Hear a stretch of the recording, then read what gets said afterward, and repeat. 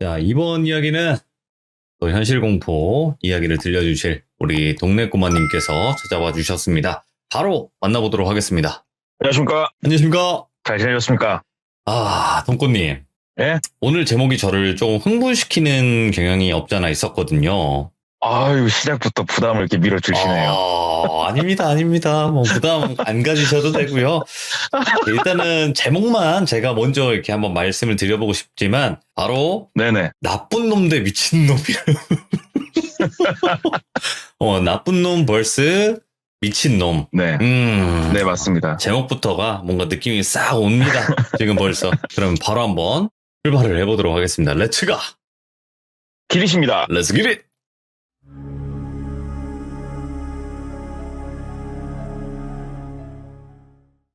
오늘 드릴 이야기는 중고차를 판매를 하는 저하고 또래 굉장히 친한 그분이 말씀을 해주셨어요. 그래서 이 얘기를 들으면서 저게 저렇게 되는 거구나.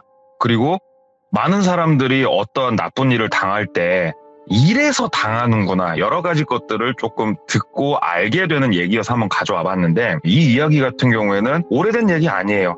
한 7년 전 얘기예요. 불과 7년 전에 일어났던 얘기고 그 인터넷에서 중고차를 검색을 해보시면은 이런 걸 보신 분이 분명히 있을 거예요. 이렇게 서로 부의를 하면서 자동차 앞에서 사진을 찍고 있고 맞아. 27살, 25살 무직, 신용상태 굉장히 안 좋으신데 전액 할부에 여유자금까지 대출 완료 해서 인증샷을 찍고 있는 사진들 간혹 보셨을 거예요. 있어요. 이거를 저희 업종에 있는 사람들이 그 사진을 뭐라고 표현하냐면 영정사진이라고 저희가 표현을 해요. 끝났다. 쟤는 인생 끝났다.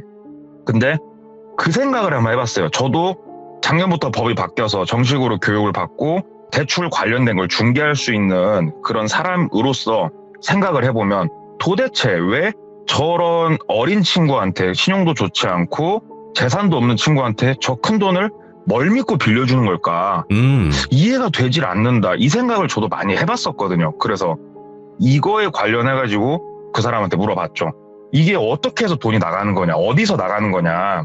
그랬더니 얘기를 해주더라고요. 그래서 이 이야기 같은 경우에는 천안보다 위에 지역에서 있었던 일이에요. 그리고 주인공의 이름을 그냥 똘비라고 표현을 한번 해보고 이 똘비는 중고차에 몸담고 있는 30대 초중반의 남성이에요. 그리고 중고차 딜러라고 하면은 중고차 매매단지 안에는 상사들이 존재를 하고 그 상사 안에는 정식 사원증을 발급받은 중고차 딜러들이 존재를 하게 돼요. 근데 정식 사원증 없이 어느 정도 활동을 하시는 분들이 있어요. 이거는 잘못된 건데 네. 전문 용어로 낙가마라고 그래요. 그런 사람 보고. 낙가마? 동료 그래서, 아니에요? 예. 그러니까 낙가마라고 그래요. 그런 사람들 보고. 이것저것 한다고 해가지고. 근데 이런 분들이 어떻게 이거를 올리냐면은 BMW 5 시리즈를 한번 예로 들어볼게요. 예. BMW 5 시리즈 중고차고 연식도 얼마 안 지났고 상태도 좋고 키로수도 좋아요. 이런 차를 광고를 때리는데 허위 광고가 아니에요. 실제 있는 차량이고 거래되는 가격보다 조금 더 높은 가격에 이걸 올려요. 그러면서 밑에 신용이 좋지 않으신 분, 나이가 어리신 분 대출 100% 뚫어드립니다. 일단 상담을 받아보십시오. 이런 식으로 해가지고 광고를 올리고 블로그라든가 인터넷 작업도 꾸준히 해요. 그분들이. 그래서 보통은 좀 젊은 분들이 여기에 많이 걸려요. 이 덫에. 그래서 이제 어떤 고객이 연락이 왔대요. 신용 상태도 내가 썩 좋지 않다. 그리고 지금 하고 있는 일은 밤에 웨이터 일을 좀 하고 있다. 근데 차를 한 대 사고 싶은데 나도 이 차를 구매할 수 있냐. 그래서 구매하실 수 있습니다. 똘비 얘기를 했죠. 이리 오시라고. 오셔서 얼굴 보고 대화를 좀 하시고 내가 말씀을 드리는 게 편하다. 그래서 또 왔대요. 그 고객이. 그래서 앉혀놓고 얘기를 하는 거예요. 일반적인 방법으로는 대출이 안 나오고 자 1금융권 뭐 우리은행, 신한은행 당연히 안 나오고 2금융권, 저축은행, 캐피탈 안 나오고 3금융권, 뭐 리드코프 뭐 이런 데 있지 않습니까? 안 나오고 결국은 4금융 개인적으로 돈을 돌리시는 분들의 돈을 네가 써야 되는데 그쪽으로는 내가 뚫어주겠다. 불법적인 거 아니다. 차용증을 쓰고 돈을 빌리는 거다. 근데 이분들도 뭔가 믿음이 있어야 될 거 아니냐. 그러니까는 지금 웨이터 생활하고 있다는 거 좀 증명해 줄 수 있는 거 뭐라도 하나, 사진이 됐건 뭐가 됐건 하나 가져오시고, 차값이 5천이었다고 그러더라고요. 예를 들어보는 거예요. 이거는 그 예를 드는 거예요. 자, 차값이 5천이에요, 사장님. 그러면 10% 500만 원은 준비를 하십시오. 그래야 이게 도와드릴 수 있습니다. 그러면 이쯤 돼서 여기 오신 분들 같은 경우에는 뭐 월급에 주변 지인에 뭐에 아무튼 해가지고 500을 10% 정도를 만들어서 온대요. 기가 막히게 진짜로 짧은 시간 안에. 그럼 딱 만들어서 오면 그때부터 작업을 시작을 하는 거예요. 자, 10% 500을 더 갖고 오셨는데 솔직히 이게 우리도 신용도 낮으시고 우리가 거래를 하기 위해서는 10% 정도는 돈이 더 들어와야 된다. 그래서 자동차 매매계약서에 차량 금액이 5,500으로 향상이 돼서 매매계약서를 작성을 하게 돼요. 5,500의 매매계약서 작성을 하고 500만 원은 들어왔고 이제 5천만 원만 어디선가 대출이 돼 돈이 들어오면 되는 거잖아요. 그러면은 여러 가지 서류 뛸 거 말한 것들 다 띄어서 주면은 개인이 차량의 근저당 설정을 걸어버리고 5천만 원을 상사로 쏴버리는 거예요. 누군가가, 알 수 없는 누군가가. 그리고 금리는 절대 법의 테두리를 벗어나지 않아요. 이 당시에 최고 금리가 저도 이 얘기를 들으면서 알았는데 연이율 34.9%. 34.9%의 연이율로 5년 대출을 끊어줘 버려요. 그리고 옆에 써있는 그 한 멘트, 여유자금도 같이 빌려드립니다. 이게 왜 써있나 했더니 5천만 원짜리 차 기준이면 취득세가 300이 넘어요. 그러면 이 돈이 또 어디 있겠어요. 그래서 차를 구매할 수 있게 취득세에다가 반드시 이쪽에서 원하는 제일 큰 게 뭐냐면은 자동차 보험을 자차를 넣을 것이에요. 그래서 이 나이대 분들이 보험을 가입을 하려면 굉장히 비싸거든요. 그래서 이런 돈들까지 다 뭉뚱그려가지고 대출이 들어오는 거예요. 그래서 그쪽 상사 사무실에서 보험부터 시작해서 다 도와줘요. 가입할 수 있게. 그래서 차량을 인도해서 실제로 내보내드려요. 그러면 고객은 물론 저당이 있긴 하지만 그리고 그쪽에서 차용증을 쓸 때 여러 가지 조건부에 대해서 내가 확인을 하고 서명을 하고 공증도 받고 그렇게 해서 차를 갖고 나와서 무서운 줄 알아야 되는데 너무너무 신나하는 거예요. 이 고객은.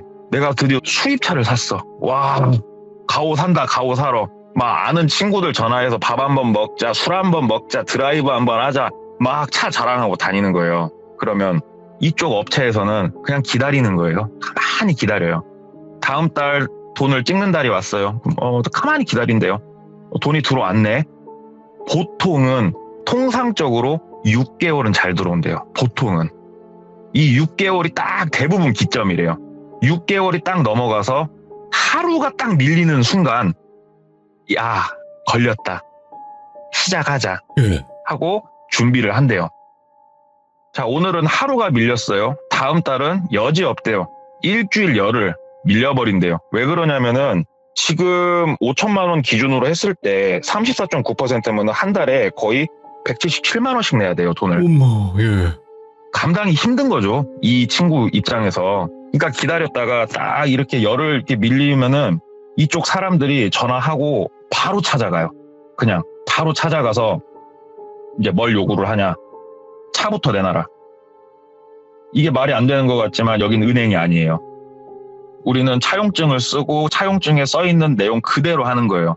그래서 차를 빼들어 가겠다. 그럼 지금이라도 돈을 내놔라. 이렇게 해서 한 번 정도는 봐준대요.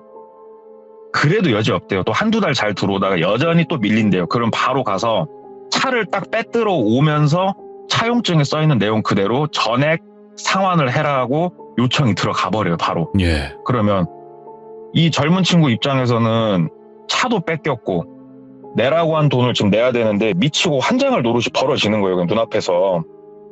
그리고 내가 지금 6개월을 돈을 찍었다고 해서 5천만 원이 팍 줄어있지가 않아요. 낸 돈은 진짜로 거의 뭐 900, 1000을 냈어도 실제로 원금이 까져있는 돈이 200이 안 까져 있거든요. 원리금 균등상환 방식의 폐예요, 그게.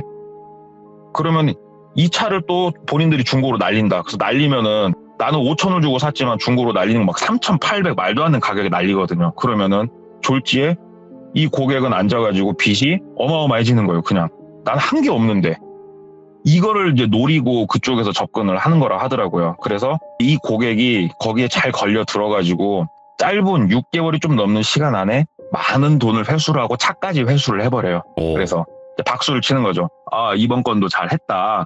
서로 이제 박수를 치면서 축배를 딱 드는데 시간이 좀 지났죠. 한 몇 달 정도 지났는데 상사 사무실에 그 고객이 왔다는 거예요. 근데 네. 똘비는 거기에 이제 정식 소속은 아니지만 그쪽 사무실하고 연관관계가 있기 때문에 그 근처에서 이제 배회를 항상 하고 다니는데 깽판을 치고 있는 거예요. 그 고객이 와가지고 그 전화가 왔대요. 왜냐하면 똘비가 전화를 안 받았거든요. 하도 쌍욕을 해댔어갖고 고객이 갔대요. 본인도 화가 나가지고 갔대요.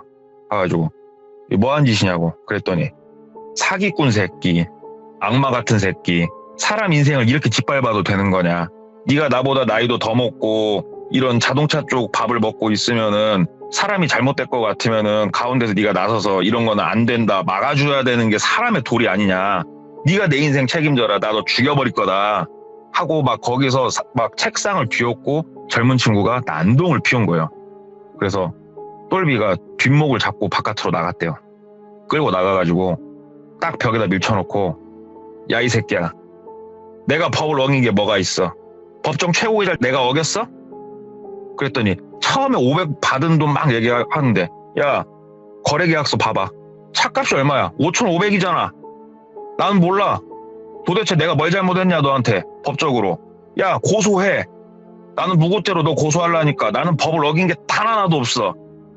못 지킨 건 너지 이 새끼야. 그래놓고서 야, 내가 너 지금이라도 이자라도 탕감해주고 내가 말하면 다 해줄 수 있어. 네가 와가지고 나한테 무릎을 꿇고 얘기했으면 내가 널 도와줬을 거야 이 새끼야. 근데 뭐? 사기꾼? 나쁜 새끼? 그리고 나를 이렇게 몰아 네가? 꺼져. 너는 인생이 멋대 봐야 넌 정신 차려. 너 같은 새끼들 하면서 막 윽박을 질러버린 거예요. 옹소. 그러니까는 그 고객이 거기서 무릎을 꿇고 빌더래요. 살려주시라고.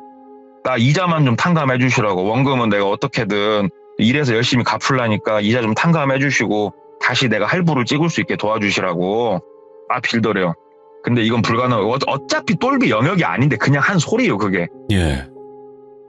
나는 너 같은 새끼 도와주고 싶은 의사도 없고 처음부터 네가 그 무릎을 꿇고 나한테 빌든가 팍 뭐라고 하니까는 울면서 또 가더래요 고객이. 그래갖고 됐다 이제 윽박 좀 질러놨으니까 괜찮겠지 하는데 또 한 1, 2주 지나니까 또 온 거예요 사무실에. 와가지고 승질을 냈다가 무릎을 꿇고 빌었다가 이거를 반복을 딱 3번을 하더래요. 딱 3번을 하는데 이상한 짓을 고객이 또 와서 하고 있는데 이제 똘비도 노이로제에 걸리죠. 진짜 왜 미친놈 하나 나타나가지고 내 일을 못하게 이렇게 방해를 하나. 근데 그날도 이제 막 윽박을 질러가지고 보내려고 하는데 고객이 그러더래요. 나는 인생 갈 만큼 간 것 같고 내가 오늘 3번째 널 만나거든? 그러더래요 고객이. 예. 너 임마 쓰리아웃이야 이 새끼야. 너라고 편하게 살 것 같아? 너도 인생 멋대봐 이 새끼야. 하고 딱 돌아서서 나가더래요. 쟤도 갈 만큼 갔구나. 협박해라. 나는 법적으로 잘못한 게 1일도 없다. 마음대로 해라. 그리고 시간이 좀 지난 거예요.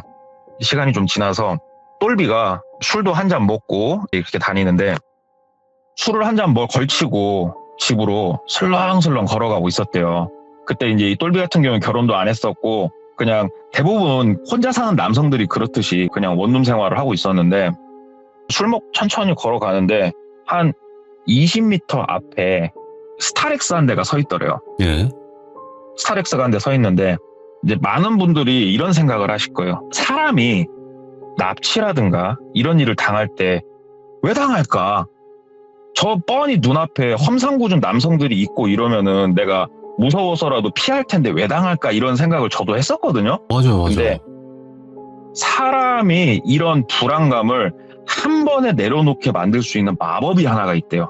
남자가 됐건 여자가 됐건 얼굴이 험상궂게 생겼던 손에 이걸만 잡고 있으면은 사람들이 방어심을 무너뜨린대요. 이게 뭐냐면은 어린아이. 아무리 인상이 더럽게 생겼어도 아이를 진짜 5살, 6살짜리 애를 손을 잡고 걸어가면서 딸, 아들 집에 가서 뭐 먹을까 하고 걸어가고 있으면 사람들이 방심을 하죠. 저건 가족 있는 사람이니까 정상적인 사람이구나. 다 이렇게 생각을 한대요. 그래서 똘비도 본인이 하고 다니는 일이 어디서 진짜 칼 맞아 죽어도 이상하지 않을 일이니까 본인도 이제 사실은 어느 정도는 쩔리면서 인생을 살고 있는 사람인데 걸어가고 있는데 20m 앞쯤에 딱 스타렉스 한 대가 있는데 이게 사실 뭐 이상한 건 아니잖아요. 스타렉스가. 그렇죠. 그럼 승합차가. 운전석에서 여성분이 한 분 내리시더래요. 여성분이 한 분 내리시더니 보조석 문을 열고 아이를 엄마가 가슴팍에 애기 안고 편하게 있을 수 있게 띠로 묶어주는 거 있잖아요. 그걸 막 채우더래요. 그래서 어디 일 갔다가 애기 데리고 들어가는 길인가 보다 하고 쪼벅쪼벅 걸어가고 있는데 거의 그 스타렉스에 다다랐을 때 그 여성분이 말을 걸더래요. 저기 사장님 그러더래요. 그래서 네. 그러니까 정말 죄송한데 제가 애기도 안고 있고 하는데 차에서 박스 하나만 좀 빼야 되거든요.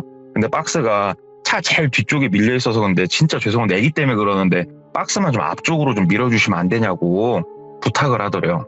근데 보니까 그 여성분도 나이가 한 30 후반 40 초반 정도로 보이는데 애기도 안고 있고 빼빼 말라가지고 힘도 없어 보이고 그래서 뭐 힘든 것도 아니고 뭐 열어보셔 해가지고 이제 스타렉스 뒤에 벤이거든요. 벤. 네. 뒤를 딱 열고 봤더니 저 제일 안쪽에 박스 하나 있더래요. 그래서 저것만 앞쪽으로 빼주면 되는 거냐고. 진짜 고맙다고. 저것만 좀 앞쪽으로 밀어주시라고. 그래서 알았다고 그러고 이제 그 안으로 들어간 거죠. 똘비가. 딱 들어가가지고 박스 주술 만큼 딱 들어가니까 바깥에서 문을 닫아버리더래요. 그냥. 딱 닫는데 이게 벤 차량이다 보니까 운전석하고 뒤쪽은 완전히 쇠로 격벽이 쳐져 있고 창문도 다 막혀 있대요. 그냥. 근데 이게 튜닝을 한지 뭘 한지 모르겠는데 자기가 발로 차고 별짓을 다 해봤는데 이게 뚫려지지가 않는데요. 문도 안 열리고. 그러니까 사람을 스타렉스에 납치를 할 때 남성 여러 명이 달라붙어갖고 갑자기 막 들어서 납치를 하는 게 아니고 본인 발로 그 차에 탈 수 있게 상황을 만든다고 그러더라고요. 그래서 딱 스타렉스에 타가지고 본인은 갇히고 얼마 안 있다가 차가 시동을 걸고 딱 출발을 하더래요. 근데 일단은 운전석 쪽은 가려서 안 보인대요. 근데 이제 뒤에서 똘비도 바보가 아닌 이상 본인이 위협을 바로 이건 감지를 하죠. 발로 있는 힘껏 막 옆에 발로 차고 막 때려 부시고 나가려고. 근데 안 부서지더래요. 그러는데 정신이 몽롱해지더래요. 그래서 제가 들은 얘기로는 그 수면가스 이런 걸 쓰지 않았나 이런 생각이 들었다고 그러더라고요. 그러지 않고서야 본인이 그 상황에서 몽롱해질 리가 없는데 그래가지고 잠이 들었다고 이제 표현을 그렇게 하던데 잠이 들었다가 눈을 뜨니까 스타렉스 그 뒤에 벤 차량이니까 바닥이 평평하잖아요. 그냥 본인이 거기에 누워있더래요. 딱 누워있고 사지가 큰 대자로 딱 벌려가지고 묶여있더래요. 본인이. 근데 짱짱하게 묶여있는 거 어정쩡하게 묶여있는데 그 본인 손등에 링거가 하나 꽂혀있더래요. 일어났을 때 상황은 그거였다고 그러더라고요. 예. 그리고 앞에 고객이 쭈그려 앉아 있더래요. 그 고객이.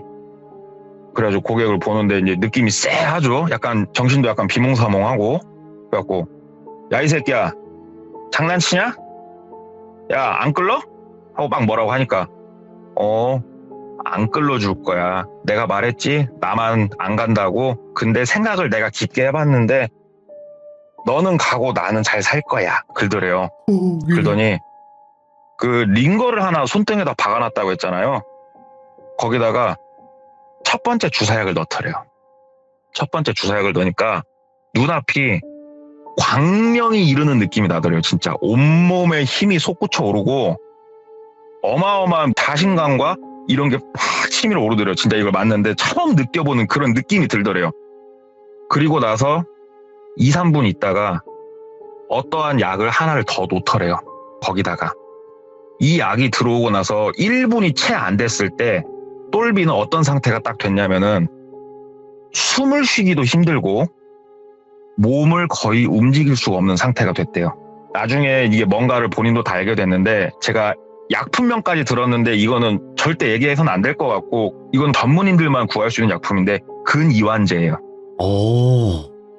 근육의 수축을 막아주는 그런 약이에요.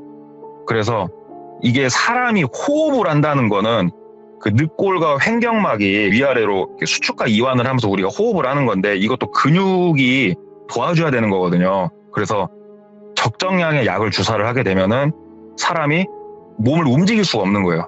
호흡을 하기도 힘들어지고 그러기 때문에 말하기도 힘들어진대요. 비명을 지르고 싶어도 비명을 한번 질러보세요. 악 하고 비명을 지르려면 배에 힘이 빡 들어갈 거예요. 예. 결국은 근육이 받쳐줘야 우리가 비명도 지르고 말도 하는 거거든요. 근데 목소리 자체가 잘 안 나와지더래요. 근데 첫 번째 놓은 약이 뭐고 이거를 고객이 앉아갖고 말을 하더래요. 이제부터 너는 기절을 하고 싶어도 못 할 거야. 그러더래요. 첫 번째 놓은 약이 뭐였냐면은 아주 강력한 나쁜 약을 이용해서 각성 상태로 만드는 거더라고요, 사람을. 그러니까 기절을 할 수 없게 만들고 다른 약을 이용해서 몸을 움직일 수 없게 만들더라고요, 사람을. 그리고 나서 거기서 뭔 행위를 하기 시작을 했냐면은 본인은 눈을 멀뚱멀뚱 뜨고 있고 소리도 다 들리고 느낌도 다 나는데 몸을 못 움직일 뿐이에요, 그냥. 일단은 발치를 시작을 했다고 그러더라고요. 2개 정도 발치를 하고 그 다음에 했던 거는 손톱을 빼기 시작했다고 그러더라고요. 와. 근데 이게 비명 소리도 지를 수가 없대요. 느낌만 내가 온전히 거의 느껴지는데 몸을 거의 움직일 수가 없대요. 이게 차라리 기절이라도 하면 좋겠는데 기절을 왜 못하게 했는지 알겠더래요. 근데 이게 정확히 얘기하면 고문이잖아요, 사람을. 진짜 못 살게 구는 거잖아요. 근데 나중에 이 사람도 시간이 지나고 생각을 하면서 알게 된 거죠. 예. 본인을 죽일 의사는 없어 보이더래요. 1도. 진짜 어디 영화에서 보고 사람이 그냥 생각하는 그런 잔인한 행위를 자기한테 막 가할 뿐이지 나를 죽이고자 하는 의사는 1도 보이지가 않더래요. 칼로 막 뭘 한다든가 크게 이런 의사는 1도 안 보이더래요. 근데 본인은 이제 목소리도 내기 힘들고 이 느낌을 온전하게 느끼고 있었다고 그러더라고요. 진짜 너무너무 기절을 하고 싶은데 기절이 안 되더래요. 느낌은 너무너무 생생하게 몸에 다 나고. 그런데 이 똘비가 중고차를 이용을 해서 이런 나쁜 일을 함에도 불구하고 조상님들이 덕을 많이 쌓으셨나 보더라고요. 진짜로. 자기가 진짜로 시간이 길게 늘어지는 것 같은 그 상황 속에서, 고통의 시간 속에서 갑자기 바깥에서 스타렉스를 통통통통통 두들기더래요. 나와보세요 하면서 두들기더래요, 스타렉스를. 그랬더니 고객이 그 잔인한 행위를 하다 말고 멈추더래요. 딱 멈추고 총 있더래요. 그러니까는 안에 사람 있는 거 아니까 나오세요. 바깥에서 긁더래요. 안 열었대요. 그랬더니 그 문짝을 빠루 같은 걸 이용을 해가지고 바깥에서 막 이렇게 밀어 뜯는 그런 소리가 나기 시작을 하더래요. 앞좌석 막 들어가서 뭐 하고. 그래가지고 결국 문이 열렸는데 바깥에 서 계신 분들이 누구였냐면은 한 6, 7명이 되는 경찰들이 바깥에 서 있더래요. 이게 진짜로 덕을 쌓았다고 밖에 말을 못 하겠는 게 이 스타렉스에 처음에 똘비가 납치가 돼가지고 이 고객이 운전대를 잡고 운전을 해서 교외에 진짜 한적한 곳으로 이동을 한 거였거든요. 근데 안에서 똘비가 이제 몸부림을 치기 시작했죠. 발로 여기저기 차고 본인이 잠들기 전에. 근데 그러다 보니까 스타렉스가 흔들흔들 하면서 가고 있는 거예요. 막. 근데 이거를 퇴근하던 경관분이 보신 거예요. 와, 대박. 그래서 오. 저 차 상태가 좀 이상한데 해서 이 경관분도 차 남바 조회를 지금 일하고 있는 당직자한테 부탁을 한 거예요. 저거 조회 한번 해봐라. 근데 남바가 없는 남바가 뜨는 거예요. 그러니까 이 번호판도 가짜 번호판이요, 다. 그래서 이거를 지금 본인은 퇴근한 상태고 혼자라서 어떻게 할 수가 없고 일단은 요청을 한 거죠. 이리로 와라. 내가 일단은 쟤를 따라갈 테니까 빨리빨리 출동을 해라. 그래가지고 스타렉스가 이제 어느 지역에 멈추고 그 다음에 경찰들이 어느 정도 모일 때까지 기다렸다가 오신 거더라고요. 그분들이. 딱 현장을 제대로 잡으려고. 그래서 문 열렸는데 고개도 못 돌리고 눈동자도 잘 안 돌아간대요. 근데 이제 대화 소리는 들리니까 아, 경찰이 왔구나. 살았구나. 그래가지고 거기서 똘비가 병원으로 실려가고 그 고객은 연행이 돼갔다고 그러더라고요. 그래서 그 차 안에 있는 이런 거 저런 거 이제 경찰분들도 조사를 하시고 어느 정도 나온 게 뭐였냐면 결국은 이 고객이 본인이 이런 모진 일을 겪으니까 그 생각을 했다고 그러더라고요. 우리가 이제 그런 말 하지 않습니까? 내가 장기라도 팔아서 갚을게. 아. 이런 말을 하죠. 그래서 본인의 콩팥을 떼서라도 이거를 해방되고 싶었었나 보더라고요. 그 고객분께서. 그 정도로 고통의 시간이죠. 그래서 그쪽을 막 알아보기 시작을 했대요. 한 큐에 끝내자. 막 알아보기 시작을 하는데 이게 쉽게 접할 수는 없다고 그러더라고요. 우리가 이렇게 인터넷이나 이런 거 보면은 뭐 어디 뭐 터미널에 뭐가 써있네 어쩌네 그러는데 이게 생각보다 쉽지는 않다고 그러더라고요. 근데 목마른 자가 우물을 판다고 그렇게 열심히 뒤지고 다녔더니 그런 일을 하시는 업체하고 컨택이 된 건데 얼굴을 대면을 한 적이 없대요. 일단은. 근데 이게 내가 콩팥을 빼겠소. 이거 나 마취하고 배 열어서 빼가쇼. 이렇게 할 수 있는 그런 게 아니잖아요. 본인이 생각하는 것보다 시간도 길고 복잡하더래요, 이게. 그런데 이쪽 업체에서 이제 또 이 고객도 막 얘기를 했을 거 아니에요, 자기 상황을. 그랬더니 그러면 네가 필요한 돈이 지금 얼마냐. 그랬을 때 차도 뺏겼고 나머지 돈 뭐 더하기 빼기 해봤을 때 한 1200인가 300인가를 또 내야 되는 상황이었거든요. 이 고객이. 이 정도 액수가 일단은 필요한데 복수도 너무 하고 싶다. 그러니까는 그쪽에서 그러면은 너는 굳이 네 장기를 뺄 이유는 없지 않냐. 그러면은 똘비 거를 네가 가져올 수 있겠냐. 얘기를 하더래요. 그래서 이게 뭐냐 그랬더니 아니 말 그대로다. 다만 일이 중간에서 잘못됐을 때 모든 책임은 네가 지는 건데 해볼 의향 있냐. 그래서 본인은 얼굴 한번 보지 않고 해보겠다. 그래서 또 없는 형편을 어디서 빌려가지고 300만 원을 또 그쪽에 송금을 하고 그랬더니 진짜로 스타렉스랑 그 나쁜 약과 주사약들 있잖아요. 그거 보고 레시피라고 얘기를 한다고 그러더라고요. 레시피를 다 알려줬대요. 레시피를 다 알려주고 그 한적한 곳에서 네가 하고 싶은 행위는 다 해라. 다만 장기가 다쳐서는 안 되고 죽어서도 안 된다. 네가 이걸 어기면은 네가 대신 그 자리를 채워야 된다. 그래서 고객이 죽일 생각이 1도 없어 보였던 거더라고요. 그래서 거기서 나쁜 짓을 본인이 하고 싶은 만큼 분을 푼 다음에 연락을 취하면 그쪽에서 와서 그 스타렉스 차를 가지고 떠나는 거예요. 돈을 입금을 해주고. 그러니까는 잡히긴 잡혔는데 고객이 이 나쁜 업체 사람들이 누구고 뭔지를 알 수가 없대요. 차 번호판도 가짜, 차대 번호로 조회하려고 해도 말소된 차, 아무것도 알 수가 없더래요. 그래가지고 어디 업체에서 이런 걸 컨택을 해가지고 이런 일을 벌였는지 모르겠는데 이 고객의 이런 사정을 듣고 이 고객을 이용을 해서 똘비를 데려가려고 했던 이런 일이 있었다고 그러더라고요. 예. 그래서 저는 단순히 그냥 처음에는 궁금해서 물어봤던 거였어요. 아까 제가 소위 말하는 영정사진이라고 표현을 했던 그 일이 예. 어떻게 해서 돈이 이루어지냐를 물어봤었는데 이 중고차는 그 사람이 이 들은 얘기가 분명히 있다고 그러더라고요. 자기가 네네. 안 돼요. 그 똘비를 직접적으로. 그래서 이런 일을 겪었고 그리고 사람이 납치를 당할 때 어떻게 당하는지에 대해서도 좀 디테일하게 얘기도 들을 수 있었고 그리고 어차피 말이 나온 김에 저도 들은 거를 또 한번 말씀을 드려보자면 네. 특히 해외나 이런 곳에서 한국에서도 어느 정도 있다고 저도 얘기는 들었는데 장기를 이제 나쁜 사람들이 날 납치하면 이걸 뺄 거 아니에요. 나를 예. 이제 죽일 거 아닙니까? 네.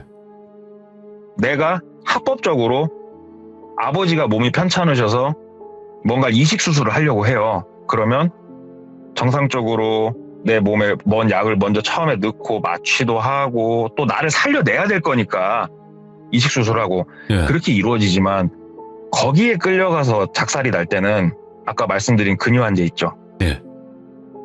그것만 논다고 그러더라고요. 저한테는 알려주신 약이 있는데 이걸 말씀드리면 네. 또 어떻게 될지 모르는 거니까. 그 약만 거의 이용을 한다고 그러더라고요. 예. 그러면은 사람이 멀쩡하게 다 느끼는 상태에서 그런 행위들이 일어나는 거 아니에요? 쉬운 얘기로 본인 의식이 끊어질 때까지. 그쵸. 그걸 들으니까 진짜 막 소름 돋는 거예요. 오. 그래서 착하게 살고 그런 류의 근처는 가지도 말고 너한테 진짜 억한 마음 살 일도 크게 하지 말자. 아. 좀 이제 그런 생각을 할 수 있는 얘기를 좀 들었는데 오늘 내용은 좀 막 무섭고 스펙타클 하다기보다 진짜로 좀 주변에서 일어나고 있는 우리 귀족님들도 이런 거에 방심하지 말고 좀 조심하셔라 라는 취지로 한번 얘기를 가져와 봤어요. 아니, 우리 주변에서 이런 일이 일어나고 있다는 거죠. 그쵸. 저도 그냥 처음에는 이런 진짜 사람이 뭘 빼가고 이런 얘기를 듣고자 그 중고차는 그 사람한테 물어본 게 아니었어요, 진짜로. 네네. 저는 그 V를 그리면서 어떻게 저 사람한테 대출이 될 수 있지가 궁금했을 뿐이에요, 처음엔 저도. 근데 야. 결국은 이어지고, 그래서 제가 아까 제목을 대출해준 사람을 전 나쁜 놈이라고 표현을 했고, 그 대출을 받아서 이런 식으로 또 메꾸려고 했던 미친놈, 고객, 미친놈이라 생각을 했고, 그래서 나쁜 놈 대 미친놈이었어요. 야, 이거는 그러니까 충분히 있을 수 있는 얘기예요. 왜냐면 일단 돈꽃님의 이야기가 어떤 분들은 간혹 그래요. 아, 이게 무슨 말도 안 된다, 이런 일이 어딨냐, 살기 좋다, 이러신 분도 있는데, 여러분들이 생각하는 것처럼 세상은 아름답지 않습니다. 진짜로. 아니 저도 진짜로 이렇게 주변을 이제 물어보고 다니는 게 좀 습관이 됐어요. 처음에 제가 시들모 참여했을 때는 무서운 얘기 없어요? 이런 질문을 하고 많이 다녔거든요. 네. 지금은 질문을 좀 바꿨죠. 살면서 이상했던 일 없어요? 이쪽으로 좀 바꾸니까 얘기들이 막 나와요. 질문을 바꿔야 되더라고요. 무서운 얘기 없어요? 그럼 다들 귀신을 생각하더라고요. 제 질문을 듣는 사람들이. 맞아요. 근데 뭐 살면서 좀 이상했던 일 없었어요? 시겁했던 일 없었어요? 이렇게 질문을 바꿔보니까 이야기들이 툭툭 튀어나오더라고요. 근데 진짜로 돈꽃님께서는 또 현실 공포를 널리 알리는 데 있어서 정말 큰 앞장을 서고 계십니다. 그러니까 앞으로도 그 질문 전환을 더 한번 꼬아서 한번 해보세요. 아니, 사람이 무섭지 않나요? 이러면서 왜? 이러면서, 사람이 무섭잖아요. 그럼 이제 사람 무서운 이야기를 꺼내실 거 아니에요? 근데 영업을 하시는 분이라면 불특정 다수한테 많이 느낍니다, 진짜로. 생각보다 진짜 많은 분들이 진짜로 멀쩡하게 회사 다니시는 분들, 공장 다니시는 분들 되게 멀쩡해 보시는 분 많죠. 많은 사람을 만나다 보면 실제로 아, 되게 정상인인데 정상인이 아닌 사람들이 많구나를 진짜 알게 돼요. 맞아요. 저도 익히 제 친구한테 들어서 알고 있습니다. 제 친구도 이제 그런 일을 하는데 인류애가 점점 없어지고 있다, 이렇게 얘기를 하더라고요. 아무튼 오늘 공감합니다. 동네 꼬마님 너무너무 감사드리고, 앞으로는 좋은 소식만 들려주시면 참 좋긴 한데, 이게 또 동네 꼬마님의 업이에요. 감사합니다. 감사합니다. 네, 고맙습니다. 그치. 근데 항상 그랬어요. 동네 꼬마님이 얘기한 게, 아니, 저게 진짜 있어? 했는데 뉴스에 나오고. 그러니까 세상은 진짜 여러분들이 보는 것만큼 아름답진 않고요. 정말 소름 끼치는 일들은 지금도, 우리가 지금 방송을 듣고 있는 이 시간에도 벌어지고 있습니다. 그러니까 항상 조심하는 그 마음을 가지고 항상 또 경기를 하고, 조심해서 나쁠 건 없다, 이렇게 생각을 하고 있습니다. 시청해주신 모든 분들 감사드립니다. 고맙습니다.